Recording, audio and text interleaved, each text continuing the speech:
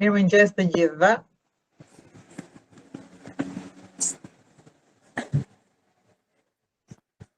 Mirëmëngjes. Si kemi nisur ditën sot? Ju kisha vënë këtë kolonën zanore të Sias që të fillonim një çik shumë me entuziazëm. Dua të dëgjoj një mirëmëngjes nga juve. Mirëmëngjesi. Unë me pak vonesë në punë. Por me vëmendje për trajnimin. Shumë mirë, super. Shumë mirë. Ju uroj një ditë të mbarë dhe të bukur për të gjithë. Faleminderit. Për të këdo. Faleminderit të gjithëve. Faleminderit që jeni pjesë për sëri në serinë tonë të takimeve Mirëmëngjes MMO Albania dhe Kosovo. Sot do flasim për një temë jo pak të rëndësishme dhe jo pak kyçe të themi për sektorin tonë, sektorin imobiliar. Po filloj me një pyetje, çfarë është më e rëndësishme në sektorin tonë? Pra çfarë duhet të ketë, cila është një nga kompetencat që duhet të ketë një agent imobiliar, që është shumë e rëndësishme për ne?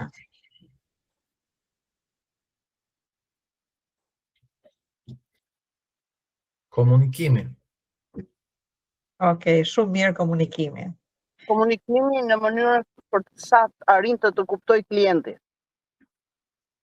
Po sa jemi ne të kuptueshëm për klientin? Kjo është kryesorja, që ne të jemi të kuptueshëm, se klientët janë të ndryshëm. Ne të mundohemi të jemi sa më të kuptueshëm. Okej. Si duhet ta bëjmë këtë gjë?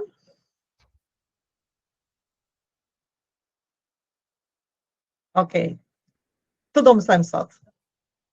Do flasim për disa pika kryesore që kanë të bëjnë me teknikat e inteligjencës gjuhësore, që do të thotë mënyra se si truri percepton gjërat dhe se si duhet të komunikojmë ne me klientët. Ne i dim të gjithë që kur vim në jetë, derisa ikim prej saj, bëjmë gjë tjetër veç se perceptojmë, apo jo? Perceptojmë diçka, shohim, ndjejmë, dëgjojmë, prekim, nuhasim, çdo gjë që na rrethon, apo jo? Edhe atë që është brenda nesh e perceptojmë. Për shembull, perceptojmë një dhimbje koke, apo një dhimbje barku, apo një dhimbje kockash, ku diun, ë? Mund të themi që perceptojmë edhe një mendim që na kalon në mendje për një fraksion sekonde. Dhe fakti që perceptojmë botën na lejon që edhe ta përshkruajmë atë. Pra, themi për shembull që, okay, un kam veshur një kostum boqell. Qielli është boqell. Tema është jeshile. Slajdet e mia janë ngjyrë blu, apo jo? Pra, çdo kush nga ne ka një realitet të vetin. Dhe ky realitet bazohet mbi perceptimin, pra atë që ne perceptojmë, atë që ne shohim. Perceptimi është frut i perceptimeve të vogla dhe perceptimet përbëhen nga fjalët. Pra çdo fjalë ndikon në realitetin tonë. Edhe sigurisht dhe të tjerëve, ata që na dëgjojnë.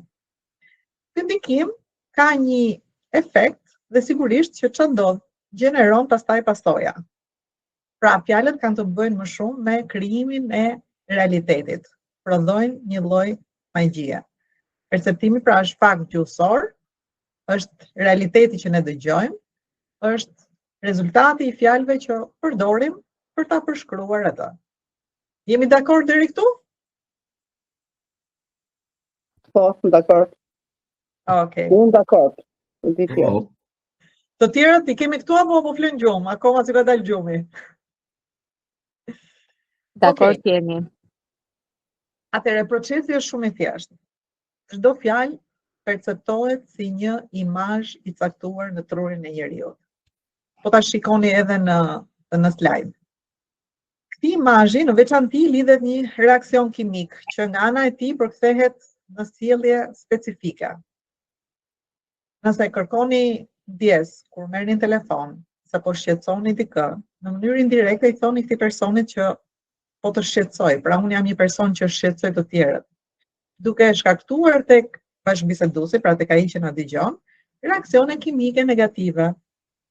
Këtu nuk i intereson shumë dëshirat tona, mira, për të qenë të sjellshëm, sepse ka rregullat e veta. Pra funksionon sipas rregullave të veta. Dhe fjalët, pra siç thamë më sipër, krijojnë realitetin e vet. Çdo veprim njerëzor, përfshirë ato që ne kemi me veten tonë, është e strukturuar gjithmonë në 3 faza kryesore, që janë super të dallueshme. Gjithmonë edhe për të gjithë, pra çdo lloj ndërveprimi njerëzor, sepse truri i njeriut funksionon njësoj në këtë mënyrë për të gjithë. Dhe këto 3 faza janë. Faza e parë është faza engage. Faza e dytë është explain dhe faza e tretë është exchange. Të treja këto faza i kemi lënë anglisht, më poshtë do t'i shohim të shpjeguara edhe në shqip. Engage, çfarë është? Është përfshirja në një bisedë. Pra është faza e parë dhe pikërisht për këtë është faza më e rëndësishme, se nëse do e devijojmë prej saj, ose nuk do e ndjekim ashtu siç duhet, mund të vazhdojmë në 2 fazat e tjera. Funksionet e kësaj fazës së parë mund të jenë të shumta, por në përgjithësi të gjitha kanë të bëjnë me krijimin e shpejtë të stimujve që lejojnë të na lidhin me bashkëbiseduesit tanë. Shpeshherë faza engage mund të jetë edhe një buzëqeshje, mund të jetë edhe një pohim, për shembull të thuash fjalën po e kuptoj. Ndërsa herë të tjera mund të sjellë edhe një dialog që mund të jetë ndonjëherë edhe konfrontim, edhe kompleks, gjithmonë në varësi me kë kemi të bëjmë dhe çfarë situate është krijuar pra. Secila nga këto faza ka elementet e vet kryesor.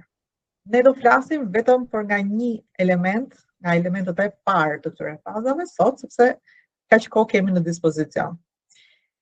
Elementet e fazës së parë engage janë fillimi i një dialogu të mirë, lënia e një përshtypje të parë të mirë, të tregosh mirë kuptim, të krijosh marrëdhënie menjëherë me çdo që ke përpara, të ndikosh tek të tjerët me komunikimin tënd, apo dhe të tërheqësh vëmendjen.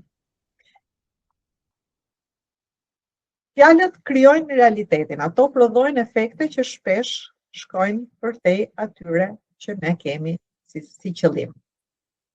Çfarë duhet të mbajmë mend? Gjëja që duhet të mbajmë mend është që trurit nuk i interesojnë shumë dëshirat tona të mira. Ai ka rregullat e veta dhe për këtë ne duhet të kërkojmë, t'i kuptojmë këto rregulla dhe t'i respektojmë ato. Nëse duam që të vlejmë më shumë në punën tonë, të kemi ndërveprime efikase dhe të ndërtojmë një jetë në lartësinë e duhur dhe të dëshirave tona. Atëherë do shohim disa shembuj konkret. Kur përdorim fjalin më fal nëse të shqetësoj, do shohim 3 hapa. Çfarë themi, çfarë mendojmë se kemi thënë dhe çfarë kemi thënë në të vërtetë.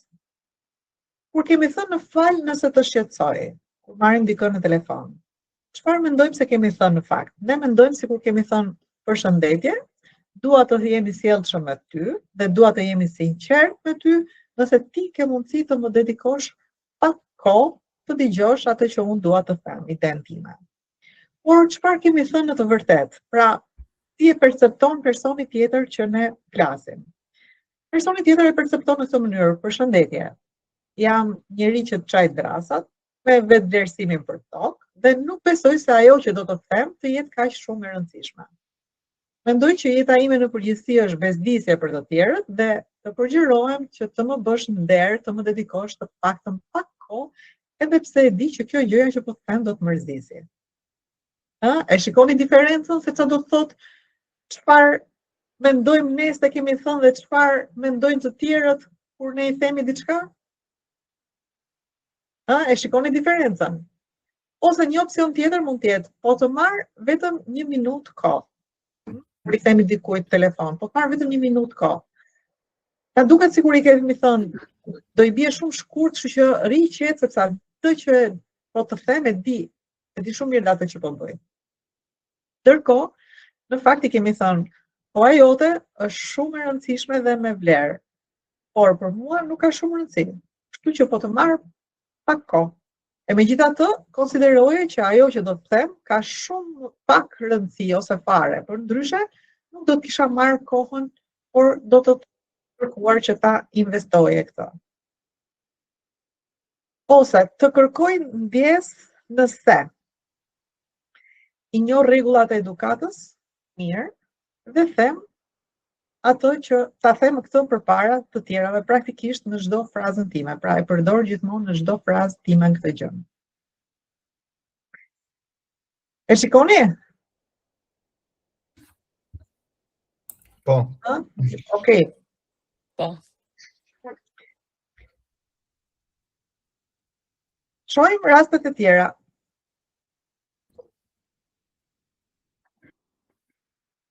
Shpresoj të interesoj. Duhet të jem gentil dhe të evitoj të jem arrogant, duke të thënë që ideja ime është fantastike dhe do të pëlqej.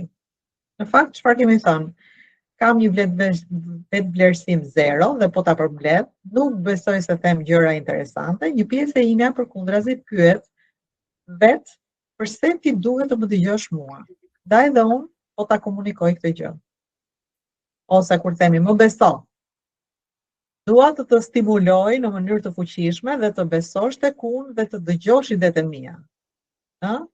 Por në fakt si e percepton personi tjetër.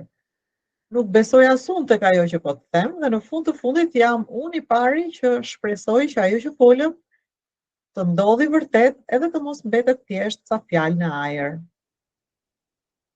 Një frazë tjetër, mbetem në pritje të përgjigjes tuaj. Këtë e kemi shumë të përdorshme, sidomos nëpër emaile. Kur themi këtë, çfarë kemi thënë edhe vërtet? Ju lutem, mund të më përgjigjeni emailit që të dërgova me që I dedikova kohë dhe energji për ta shkruar. Ndërkohë, çfarë I kemi thënë? Nuk kam asgjë për të bërë në jetë, ndaj mbetem në pritje, pra unë po të pres. Po pres përgjigjen tënde, se s'kam asgjë tjetër për të bërë. Ti merre me Terezi, nëse mundesh më përgjigj, por pa urgjencë, kur të duash edhe pas një viti. Unë këtu jam dhe do jem gjithmonë duke të pritur. Dhe përkundrazi, në rast se një ditë do më kthesh përgjigje, do jem shumë I lumtur. Okej?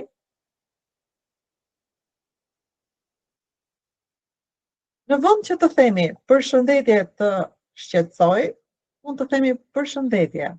A je I lirë? Në vend të themi do të marr vetëm 1 minutë kohë, mund të themi po ta them shpejt, do më duhet vetëm 1 moment për të ta thënë. Në vend që të themi më fal të kaloj pak përpara, mund të themi ju lutem a mundem? Vetëm në përgjigje të pritjes tuaj, në vend që të themi këtë, mund të themi ju lutem nëse është e mundur të më ktheni një përgjigje brenda X dite, brenda fundjavës, brenda të mërkurës, brenda të enjtes, brenda të shtunës, okay? E kuptove, a u shpjegova mirë, është dhe kjo një shprehje që përdoret shpesh. Duhet të themi në vend të kësaj, është e qartë, apo ka diçka që dëshiron që ta shpjegoj në mënyrë më të detajuar apo më të thelluar. Çfarë duhet të përdorim në vend të këtyre shprehjeve që thamë përpara? Mund të themi je I lirë, sepse shikoni se çfarë mendojmë se kemi thënë dhe çfarë kemi thënë në të vërtetë. Në këtë rast, të dyja kolonat, çfarë mendojmë se kemi thënë dhe çfarë kemi thënë në të vërtetë janë të njëjta. Në këtë rast kemi thënë përshëndetje, dua të jemi sjellshëm edhe me ty dhe të sigurohem që ti ke kohë të më dedikosh për të më dëgjuar pak idetë mia. Okej? Në rastin e dytë, po shkoj direkte në temë ose direkte në thelb. Kemi thënë do ta them shpejt dhe në mënyrë efikase, kështu që rri qetë sepse di atë që them dhe atë që bëj. Në rastin e një fraze tjetër, kam një gjë të rëndësishme për të thënë. Jam I sigurt për idetë e mia, kam vetvlerësim dhe kam të qartë atë që do të them. Dhe e fundit, të lutem të kërkoj një përgjigje brenda ditës së enjte javën e ardhshme, kështu që të dy palët mund të procedojnë. Pra, rasti emaileve. Ju lutem, mund t'i përgjigjesh emailit që ju kam dërguar brenda ditës së enjte të javës së ardhshme, meqense I kushtova kohë dhe energji për ta shkruar. Në këtë mënyrë të dy do jemi të lumtur. Okej? Kalojmë tek faza e dytë, që është faza e explainit. Pra, pasi kemi angazhuar bashkëbiseduesin ton, duhet të punojmë mbi ndërtimin e një lidhje empatike apo një lidhje besimi me të. Tu duhet të sqarojmë një gjë. Kur flitet për empatin, nuk i referohemi konceptit tradicional asaj që të vihemi në vendin e tjetrit, pra të ndihemi sikur jemi në vend të dikujt tjetër. Këtu është aftësia mendore për të kuptuar se çfarë mendon personi tjetër ose çfarë ndjen ky person, por jo ta ndjejmë vetë ne atë gjë. Pra ta kuptojmë, por jo ta ndjejmë. Elementet kryesor të kësaj faze janë kornizat e dobishme, udhëtimi i heroit, tregimi i historive në mënyrë efikase, krijimi një alkimie perfekte me personin tjetër, krijimi i empatisë, nga gjepsja e botës me historitë tona, keni dëgjuar besoj storytelling, pra si mund ta magjepsim dikë duke treguar një histori. Ripërcaktimi ose riformësimi i një gjendje shpirtërore. Do shohim tash kornizat e dobishme, elementin e parë. Të krijosh korniza të dobishme është në fakt një rregull thelbësor gjuhësor që funksionon shumë mirë për t'i treguar bashkëbiseduesit ton se çfarë dobie do ketë duke na dëgjuar ne. Tu bëhet fjalë për të dhënë më parë atë që bashkëbiseduesi pret nga ne, ose që do e kërkojë shpejt apo vonë. Është në fakt një teknik komplekse për t'u aplikuar, sepse kundërshton totalisht mënyrën se si funksionon truri normalisht. Dhe për këtë duhet shumë stërvitja. Dhe për ta mësuar edhe për ta thënë ato pastaj në mënyrë natyrale. Po ju jap një shembull që ta shikoni tekstualisht si është. Nëse dikush për shembull thotë nuk e kam të qartë dhe personi tjetër i thotë në rregull, atëherë për ta kuptuar sa më mirë se si janë gjërat, po të bëj disa pyetje. Korniza e dobishme në këtë rast e shohim në shembullin e dytë, që thotë nuk e kam të qartë. Në rregull, atëherë për ta kuptuar më mirë se si janë gjërat dhe për të dhënë më pas të gjitha përgjigjet që ke nevojë, po të bëj disa pyetje. Si mendoni, kush është korniza e dobishme këtu?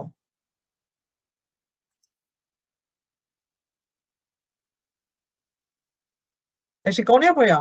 E kam bërë të dallueshme që është në ngjyrë jeshile. Pra, për të dhënë më pas të gjitha përgjigjet që ke nevojë, kjo është korniza e dobishme. Po të bëj disa pyetje. Pra, është më mirë të thuash për t'ju dhënë informacionet që ju duhen, po ju bëj disa pyetje, sesa po ju bëj disa pyetje për t'ju dhënë informacionet që duhen, ha? Pavarësisht se duket si lojë fjalësh, po ka ndryshim shumë të madh.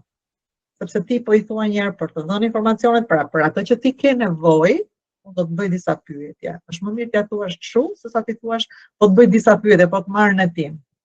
E kuptoni ndryshimin, besoj, apo jo? Po.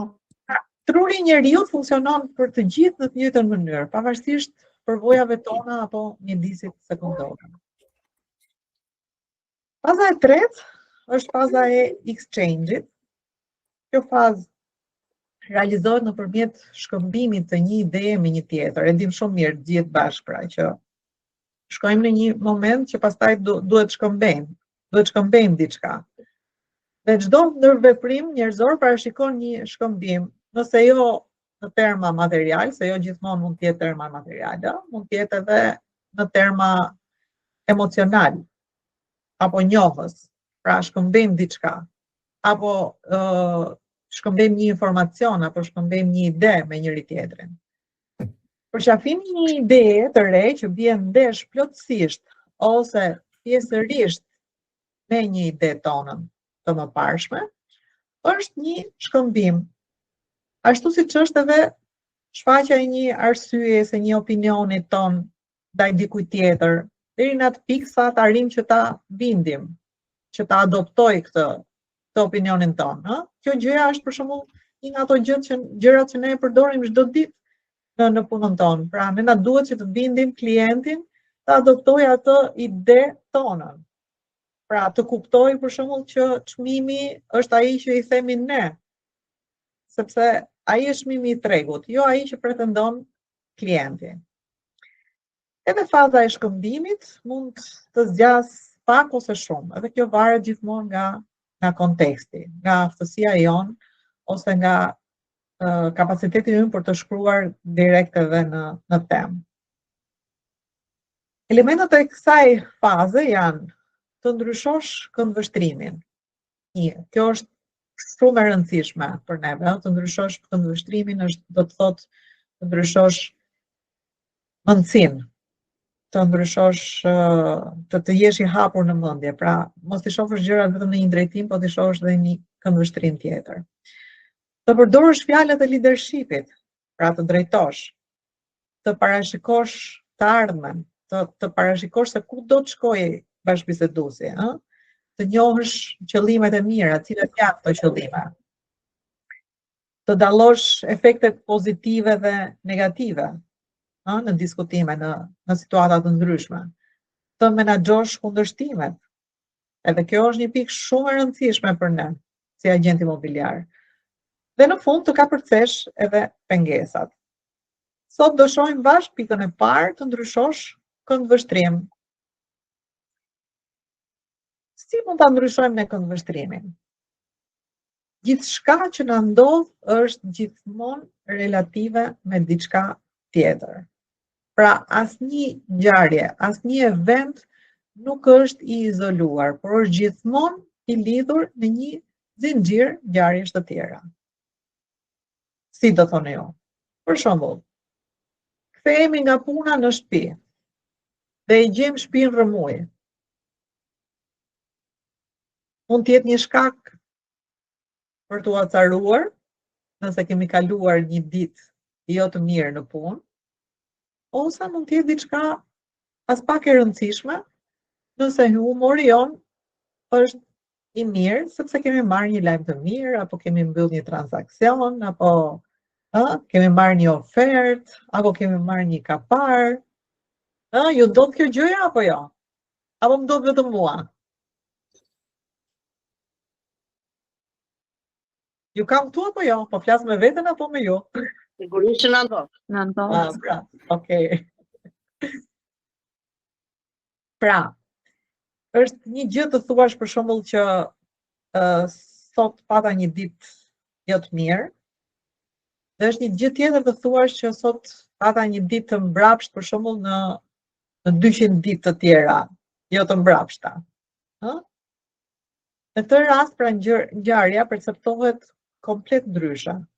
Në këtë rast specifik pra në një mënyrë jo negative, sepse është futur në një tip kornize që e zbeh këtë rëndësinë. Ky proces gjuhësor, sepse praktikisht është proces gjuhësor, që futet në një kornizë, quhet framing. Dhe kjo na bën që ne të ndryshojmë perceptimin e gjërave, duke i parë gjërat pozitivisht. Këto framing janë, pra kornizat, janë në 3 lloje të ndryshme. Kemi kornizë sasiore, që do të thotë të fitosh për shembull një garë me 10 veta, është ndryshe si të fitosh një garë me 1000 veta. Maraton për shembull. Kemi kornizë kohore, të thuash për shembull jam me nerva ose jam i nevrikosur dhe të thuash jam i nevrikosur her pas here, ka ndryshim, gjithmonë në kohë. Ka dhe një kornizë tjetër që është korniza cilësore. Për shembull, në një film Hugh Granti, në filmin Notting Hill, kur një shok i thotë që kam një problem serioz, ai përgjigjet serioz në krahasim me çfarë? Me njerëzit për shembull që s'kan bukë të hanë, që njerëzit që kanë uri sot në botë? E kuptoni ndryshimin pra se kush është? Kjo është kornizë cilësore, pra ke të bësh me një cilësi. Pra, gjithçka që ndodh është gjithmonë relative me diçka tjetër. asnjë ngjarje nuk është e izoluar. Ajo është gjithmonë e lidhur me një zinxhir ngjarjesh të tjera.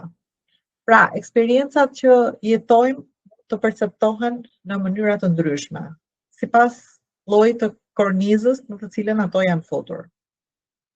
Është e mundur që të vlerësosh një eksperiencë duke ndryshuar kornizën në funksion të sasisë që folëm më përpara, ose të kohës, ose të cilësisë. Ta ndryshosh kornizën është shumë e nevojshme, sikur ndërvepron me persona të tjerë, ashtu edhe me veten tënde. Me thënë, dhe duke parë këndvështrim gjërat, duke qenë të ndërgjegjshëm, që të fillojmë të shikojmë gjërat nga të dy anët. Ndoshta ana e parë automatike mund të jetë ajo që ne na vjen automatikisht dhe shohim në fillim, që mund të jetë dhe negative, por duhet jemi të ndërgjegjshëm që të themi, ok, pash këtë anën tjetër, po ana tjetër, si do jetë? Mund të jetë pozitive ana tjetër.